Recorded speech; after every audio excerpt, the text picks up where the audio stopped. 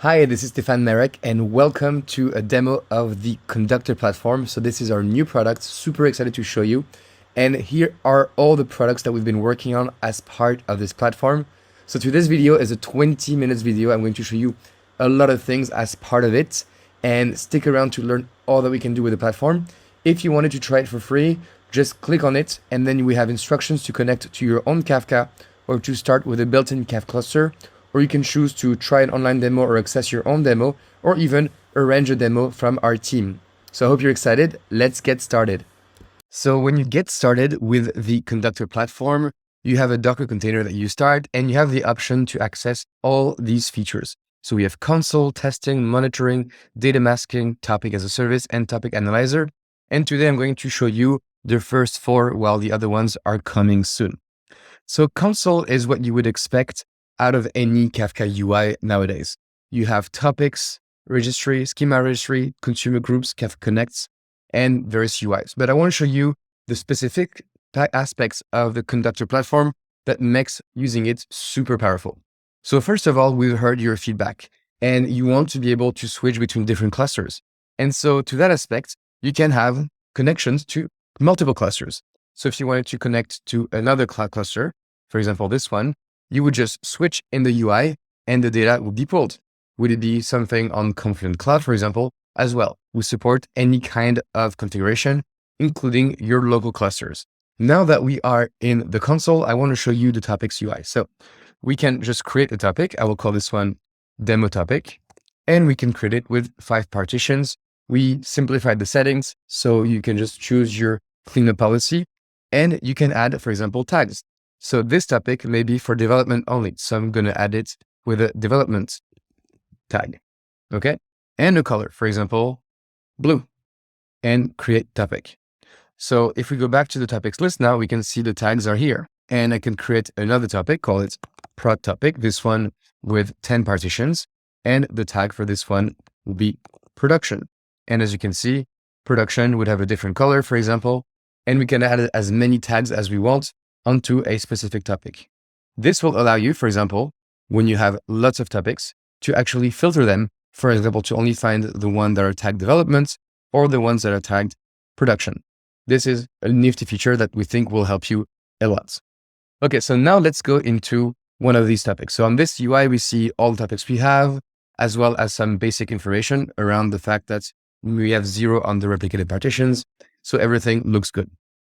Now under demo topic, we are by default showing you some data. So to get some data, let's first produce some data.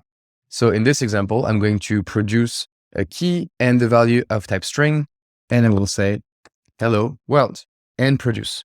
And as you can see, the message gets sent. So I can send a second message very easily into my topic, and either a third message. So as you can see, we can produce any kind of value serializer. So we have compatibility for string, for JSON, for Avro, for JSON schema registry, and for the schema registry. And the cool thing about it is that if I go into my demo topic and just open my topic, as you see, I will see all my messages, and you can start seeing a lot of cool stuff that we've released. Number one is that you can see your messages right away, of course, and you don't have to specify any deserializer. We are doing some smart logic to figure out how your topic's data was serialized, and we deserialize it for you automatically. Even if within your topic, you have Avro, JSON, as well as protobuf, we will deserialize everything one by one. So this is very powerful. The other thing you see is that, well, you have a graph that shows you when these messages appeared over time. So you can, if you have a topic that you already know, you can consume, for example, the most recent 1000 messages and get a graph of how fast these messages happen to appear in your topic. And this gives you an idea of the kind of pattern you will have for your topic. Okay, so other cool features we have on this window is that we can filter by most recent, for the last hour, for today, for yesterday, from a specific date, a specific timestamp, an offset, a consumer group, and so on. So it's quite powerful, and you can see how many results you want maximum. But even more than that, you have the option to add JavaScript filter. Now, JavaScript filter are really powerful because you can just, for example, say that you want to return, and you can have a look at the different options here, and it's all documented, but I'll give you a small example. If I say return value equals hello world with an exclamation point, and apply this filter. Now this filter is going to be applied on my topic, and only this message with hello world was returned. So you can use JavaScript and really any filter you want in JavaScript to really filter your data. And that gives you a programmatic language for you to be as crazy as you want in terms of filtering.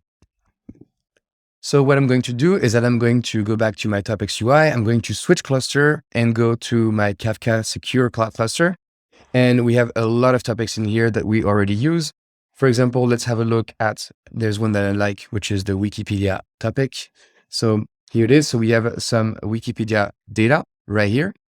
And I can look at it and I can show you, for example, the most recent 1000 messages. As you can see, the messages are being processed quite quickly. We can have a look at the type of pattern we have for this topic. So how often the messages are produced and so on. And then if I click on any message, of course, I will have more information around the data itself, the format, the headers, the metadata, and so on. So this was produced to the first partition at this offset. And the cool thing is that we can reprocess a message. So again, this is a new feature.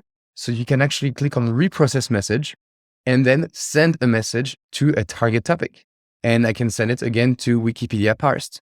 And so the cool thing about it is that now if you have a use case where you have a dead letter queue or you need to reprocess a message, you actually can do it from within Conduktor again. So we heard your feedback and we hope that you will like this feature. So as you can see in this example, I'm sending the same message of type Avro schema registry in the same topic, and the data is already here. So all I have to do is to produce, and I will have reprocessed the same message. I hope you will like this feature.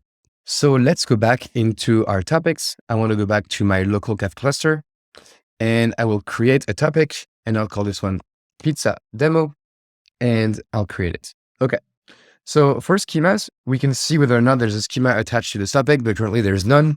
So let's go over into the schema registry UI, and we can actually create a schema. So the topic name is pizza demo, and it gets auto-completed because we know that there is already a topic like this being named. So all of this is very nice. And this is the value schema of type Avro. So multiple fields and so on. And let's create it. Okay, so now our pizza topic has a schema, and I can go back into my topics, go to pizza demo, and then go to schema, and actually it's here. So we can have a look at the different versions. We can even update it from here and so on. But once we have a schema, let's produce some data. And I want to show you how easy it is. So we have an Avro schema, and it can be quite difficult to imagine, okay, what is going to be the corresponding JSON for this schema? That's quite complicated, right? Well, not with Conduktor. Let's just generate once a value. And here we go. We have a random data generator, although quite powerful, and we'll be able to customize it in the future. But here you go. This is what the data is supposed to look like, very simply. And all I have to do now is to just produce. And here you go. That message is being produced into my cluster with the right schema. So of course I could, for example, customize it, but we have it. And if we go back into the consumer, as you can see, we can find the data being sent right here. So again, I really like the producer because it gets very, very powerful. I will not show you all the options you have in here. Of course, I want you to navigate, but you can set headers.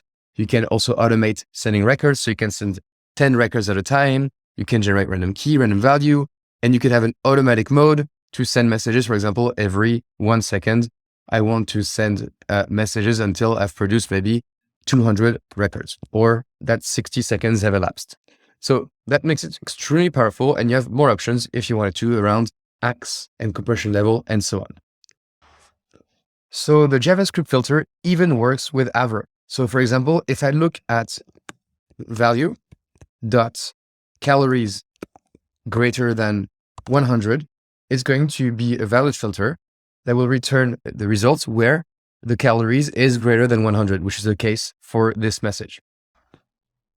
Now I want to show you the consumer groups feature. So if we go to the consumer groups tab, I currently have a producer and an application reading from this topic. So we can see it's my application. We have 3 members and the overall lag is 90. If I click on it, then I can visualize each console consumer, see the partitions that were assigned to each consumer, as well as the lag we have for each partition. So I refresh this page and I will of course get the same information. So this also appears in the consumer groups tabs on the left-hand side, where you can see all your consumer groups, the ones that are active, empty, rebalancing, dead, and this allows you to quickly see if one of your application is lagging or is down.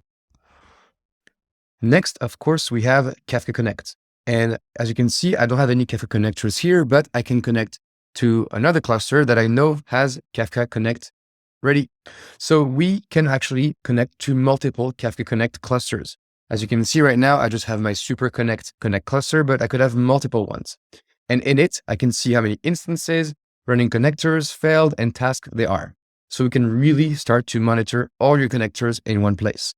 And if we look at this one, for example, the Elasticsearch KSQLDB sync connector, we can see the tasks, we can see the configuration, and we can have a look at each task as well as the worker.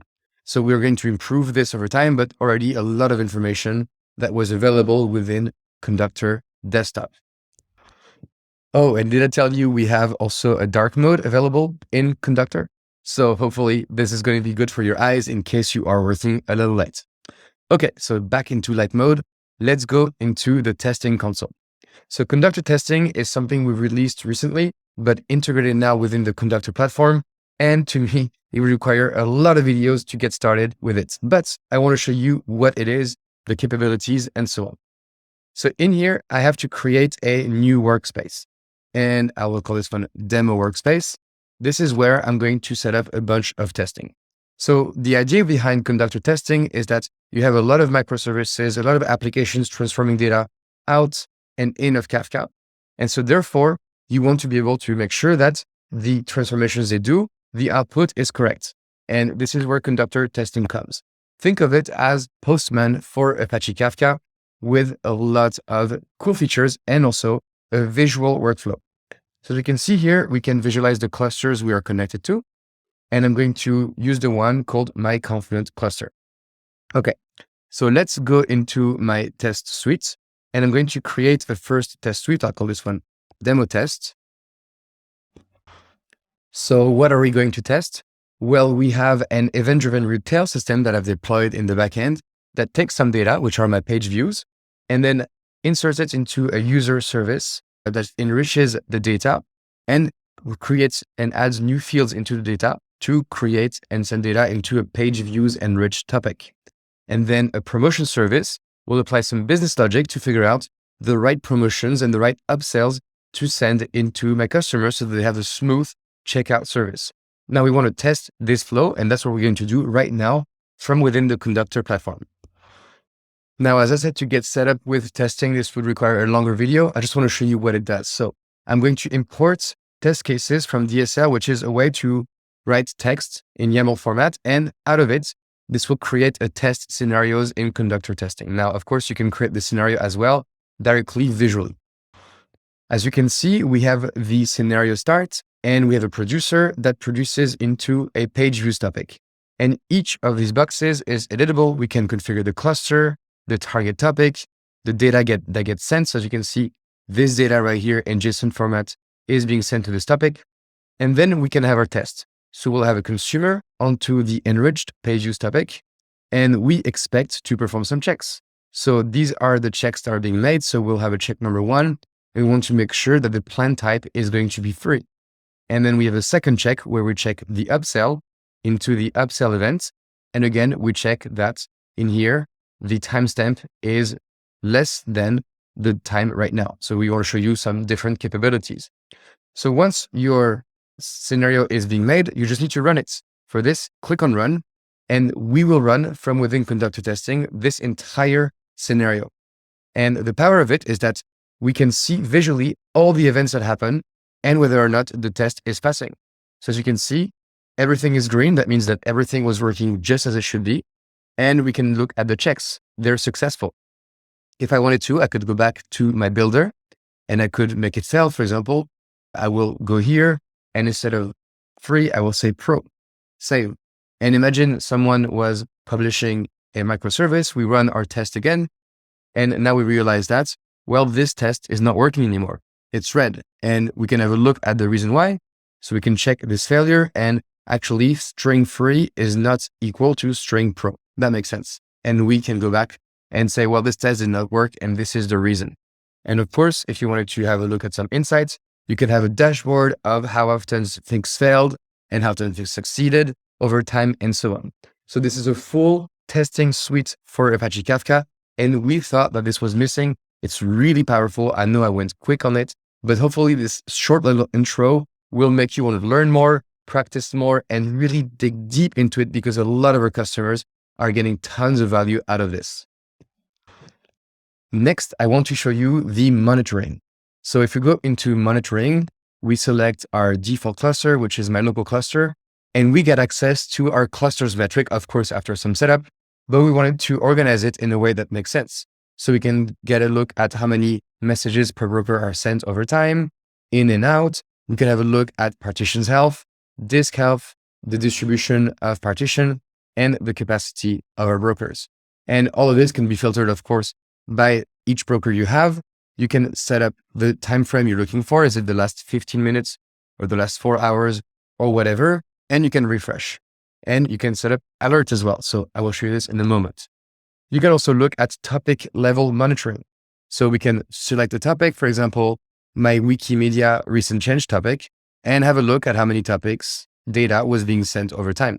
Super helpful. Again, you can look at storage of messages over time. So this is an 8 megabyte, and we can see the growth as well as an analysis that we can have a look thanks to the topic analyzer that is not available yet, but you get an idea. We'll look in the topic for you to see if anything is wrong. And you can monitor apps. It's coming. So this is my application itself. And this is a consumer group level monitoring. So we thought this was going to be very helpful for you, because now you can have a look at the lag over time for your consumer groups, as well as the lag message count per topic, as well as per partition. So you can really drill down into what you think is wrong for a partitions. And in the future, in the apps service, we'll be able to group multiple consumers as a same logical app. Again, this is all very new, and we want your feedback to improve on these things. And finally, well, it's possible for you to set up alerting and to get notified when your cluster is not healthy. So right now we have an integration with the Slack channel. So anytime you set up an alert and it's being validated as a valid alert, because maybe a metric went up or a consumer group is lagging too much and so on, or it's down, then you can set up an alert. And these alerts are alerts that make sense for your Kafka cluster. And all of this is being monitored from within Conduktor. So the monitoring solution for us really is a way to have one view that makes sense for your entire cluster. It was really a goal for us not to have a flat dashboard that everyone has, but really have a full application that hopefully allows you to better understand your cluster and to troubleshoot should anything go wrong. Next, let's have a look at data masking. So again, this is beta. We're going to improve it a lot and we need your feedback. But the idea is that some data you don't want the users of Conduktor to see. And not just all the data, but sometimes just a specific field. So let's add a policy, and I'll call this one demo policy. This is for GDPR compliance and PII data, and the risk level is high. And for example, the fields I want to hide is the name field. So I will just create this policy. And what will happen is that anytime this name field is encountered within Conduktor, then the data is going to be masked. How do we know?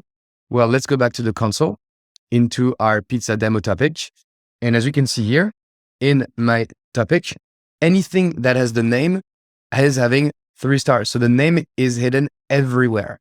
And this is true because this is happening server side. And so your users of Conduktor platform will not have the option to see data that you don't want them to see, which is to us increasing security and making sure you are very compliant with whatever requirements you may have internally.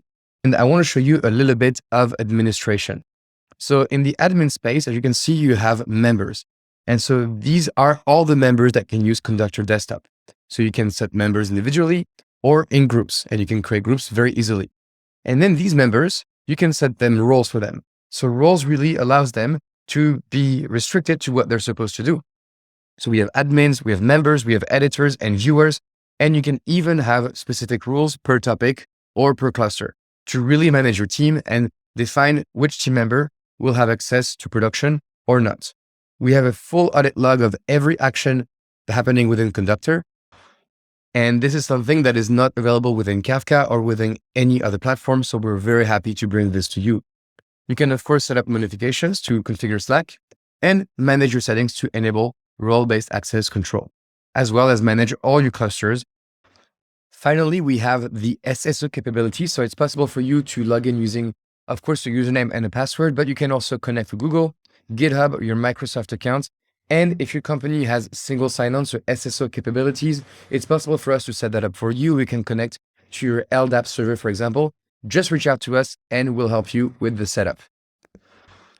So I know I covered a ton of content and this may have been a very quick video, fast-paced, but I want to show you really the impact of all the things that we're going to have within the Conduktor platform, what it can bring to you. And as you can see, we have a lot to offer.